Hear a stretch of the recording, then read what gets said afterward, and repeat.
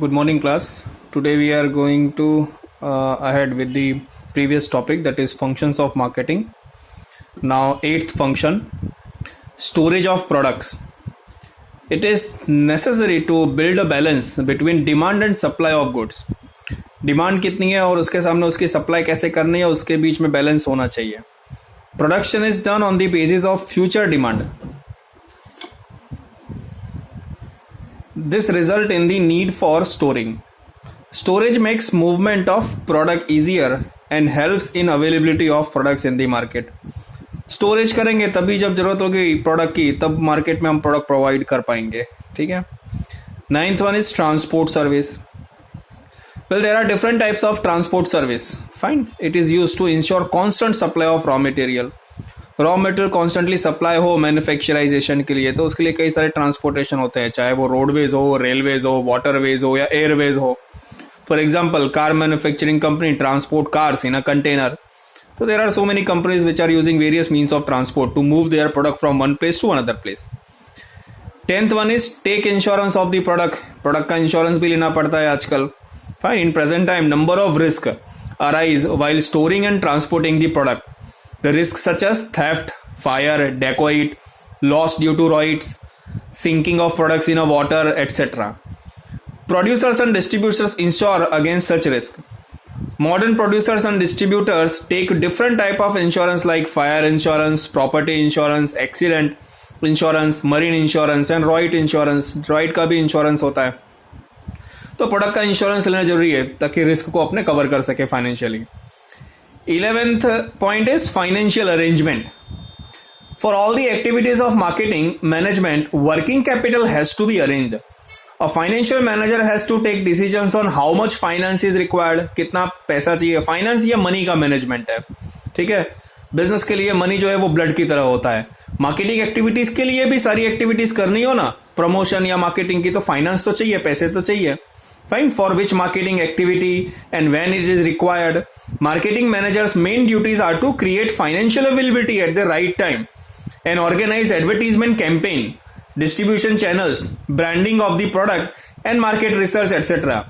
सारे ये मार्केटिंग की एक्टिविटीज के लिए पैसे तो चाहिए, तो वो मार्केटिंग मैनेजर को ये भी देखना है कि ये सारे मार्केटिंग के वर्क जो है, ठीक है, डिस्ट्रीब्यूशन का हो गया, एडवर्टीजमेंट का हो गया, ब्रांडिंग, प्रोडक्ट का, पैकेजिंग का हो गया, मार्केट रिसर्च का हो गया, सबके लिए पैसे अवेलेबल है या नहीं है.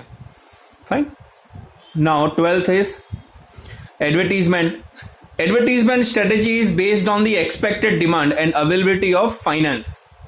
एडवर्टीजमेंट हम लोग हमारे पास कितना बजट है, कितना पैसा है, कितना फाइनेंस अवेलेबल, उसके हिसाब से करते हैं. Advertisement contribute towards creating demand for product. Through the advertisement we create demand for the product. This is the reason why after advertising the demand of such products and services increases. Advertisement देखने के बाद ही कुछ लोगों को product purchase करने की इच्छा होती है. In most cases, local advertisement campaign prove be a more effective. 13th is sales and distribution system. It is essential that products must reach to the consumer from the producer's place speedily and economically, for which appointment of distributors is necessary. According to the type of product, the system of sales and distribution is created. If demand for product is very high, then all the methods are adopted. यहाँ पे sales और distribution system है. Distribution system वो product के हिसाब से होता है. अलग अलग प्रोडक्ट को अलग अलग तरीके से भेजा जाता है. यानी कि पहले मैन्युफैक्चर होता है, मैन्युफैक्चरर वो होलसेलर को देता है, होलसेलर फिर रिटेलर को देता है, फिर हम लोग रिटेलर से प्रोडक्ट परचेस कर सकते हैं. In the distribution shift, it is necessary that the products must reach to the wholesaler and retailers on time. 14th point is selling. Selling refers to a process of exchange in marketing management, in which the product is handed over to the consumer in exchange for money. So selling यानी exchange होता है. Product जो है वो seller के पास से buyer के पास जाता है, एक्सचेंज में मनी आती है. More aggressive distributor can generate more sales. Personal selling is the most effective form of selling. Direct sale करना, सेलिंग के अंदर कंज्यूमर को प्रोडक्ट की इंफॉर्मेशन देनी पड़ती है, फीचर और एट्रीब्यूट्स बताने पड़ते हैं, फिर बाद में कस्टमर जब इंटरेस्टेड होता है, उसको अच्छा लगता है प्रोडक्ट, तो वो बाय कर लेता है, बदले में पैसे देता है और वो प्रोडक्ट उसके पास मूव हो जाती है. So exchange is there. 15th is after sale service. Marketing does not end with the selling. of the product, but it include to get a permanent and happy consumers. Fine. Listen complaint from consumers, replacement of defective product and service and repair product. ये सब after sale services है. सिर्फ आपने product बेच दी उससे मतलब नहीं होता, लेकिन उसके बाद में कस्टमर की प्रॉब्लम सुनना, कंप्लेन सुनना, प्रोडक्ट को रिप्लेस करना, डिफेक्टिव प्रोडक्ट को रिपेयर करना, ये सारी चीजें उसमें आ जाती हैं. For products like air conditioner, television, grinder, refrigerator, technical knowledge is essential and arrangement for after sales service is to be done.